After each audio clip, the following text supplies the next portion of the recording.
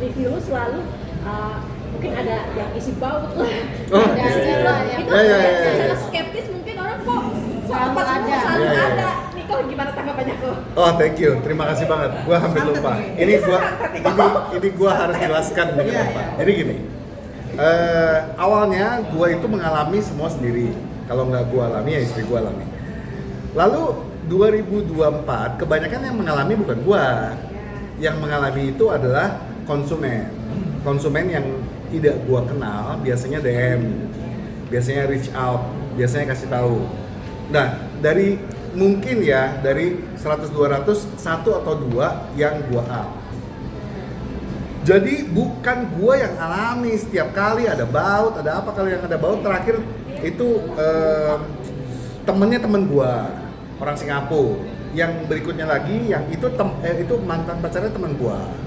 Terus yang sebelum-sebelumnya yang ada kecoa lah, ada tikus lah, itu orang. Beritanya juga dia sudah up di sosial media dia sendiri. Lalu dia reach out ke gua, "Bang, gua up di sosmed gua, tapi nggak rame, Bang. Gua pengennya." Terus gua tanya, biasanya gua tanya, "Objektifnya apa? Lu mau up story ini?" "Objektifnya saya sakit hati, Bang." Satu. Kedua, objektifnya saya tidak mau orang lain mengalami, Bang. Nomor 3, objektifnya apa? Saya mau minta ganti rugi, Bang.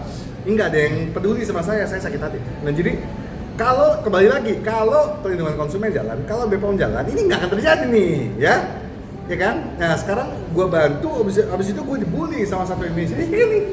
Menurut gue jadinya bingung gitu ya. Ya itu aja jawaban gue. Bukan gue yang ngalami, banyak orang yang ngalami, mereka lapor ke gue. Ya lo nyantet kok. Kenapa? Lo yang nyantet. Tapi membantu tapi akhirnya ya lu kena impact-nya ya Iya. bantu gue dibully, Iya. dibantu ya ada hak pengen yang di up ini suaranya. Ya, terus terang ya, setelah kejadian yang terakhir ini, karena menurut gue ini udah kesekian kalinya gue dibully secara umum ya, 2023, 2024, dan sekarang 2025. Kayaknya gue akan stop ya.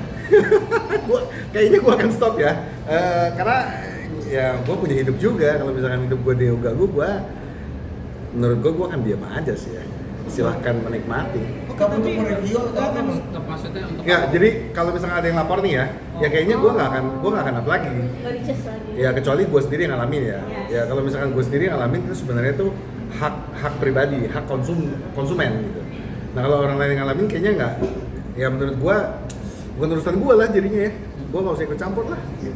Jadi membatasi ya. Membatasi diri. Tapi tidak membuat lo berhenti untuk mereview kan? Tidak berhenti untuk mereview. Mereview itu kan sebenarnya hobi ya. Kan gue nggak harus review. Kalau maaf kata, kalau misalkan di Jakarta ini tidak suka gue review, gue tidak akan review Jakarta. Ya kan fair lah ya. Gitu. Gimana Bang? Banyak juga bang yang membandingkan dengan Pak Bondan apapun. Anggapannya seperti apa? Pak Bondan ya. Pak Bondan itu sepuh saya. Kalau dibilang food reviewer ya kita semua lihatnya Pak Bondan. Dan saya sendiri juga dari kecil nontonnya Pak Bondan. Kalau dibilang disandingkan kayaknya tidak bisa disandingkan ya. Terlalu jauh gitu. Beliau juga ilmunya juga terlalu jauh. Mungkin yang bisa saya tambahkan adalah perspektif dan pemahaman. Jadi kan memang Pak Bondan sepuh kan, tapi kan kita masing-masing punya pemahaman tentang makanan berbeda-beda. Jadi itu aja yang bisa saya tambahkan. Gitu. Nah kalau misalkan food reviewer semuanya kayak Pak Bondan, sekarang bukannya tidak baik, tetapi menurut saya banyak dibohongin sama konten kreator juga. Waktu bilang enak, datang ke tempatnya kok bilang enak ya, enaknya di mana? Jadi kenapa saya bikin review ya dengan cara yang berbeda, dengan style yang berbeda? Karena saya tidak mau sampai orang itu mengalami hal yang saya alami juga. Gitu, itu aja sih sebenarnya. Berarti benar nggak sih, gue dapur food review kalau lu udah dibayar ya gue bisa bilang itu enak sesuai apa. Kenapa? Kalau dapur seorang food reviewer kalau ada money-nya bisa mendapatkan. Oh, jadi sebagai seorang food reviewer, kalau lu bayar gua bisa request dibilang enak gitu. Yes.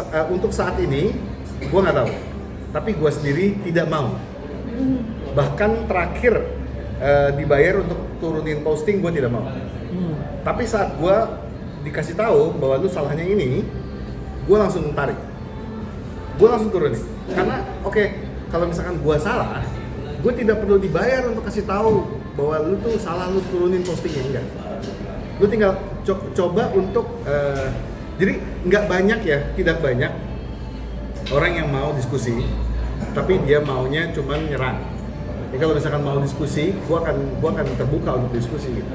Nah, untuk pertanyaan ini menurut gua tidak terjadi di gua. Lu tidak bisa bayar gua untuk bilang enak kalau ini tidak enak. Karena ini menurut gua lagi ya, ini menurut gua. Bohong lu. Coba lu dibayar berapa? 5 miliar gitu. Lu dibayar 5 miliar gitu. Suruh bilang enak. Terus terang, kalau gua hari ini ditawarkan 5 miliar untuk bilang enak, ya, gua akan ambil uangnya. Tapi gua bilang gak enak. Lu tawaran 5 miliar, lu bilang enak. Terus gua makan, gua akan bilang, wah ini tidak enak. Karena gua tidak pernah bilang bahwa gua endorsement ya. Gua bilangin honest review. Ya lu bayar gua buat honest review, lu bayar gua buat bicara kejujuran gitu loh. Itu aja. Oke.